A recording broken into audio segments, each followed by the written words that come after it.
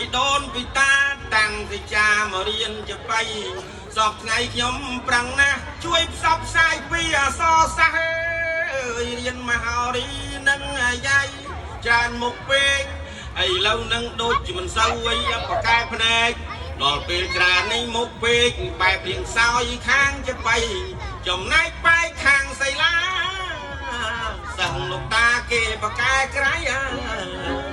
បកែទេនៅខ្ចីណាស់សុំទៅសើប្អូនណាស់នៅខាងស្ដាំដៃ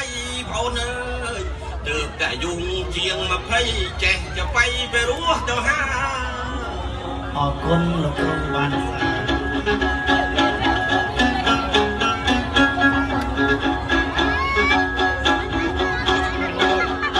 បើចឹងจะไปថ្ងៃនេះមានគ្នាពីរនាក់អើយចូលរួមអង្គភិរៈសិល្បៈពីដូនពីតា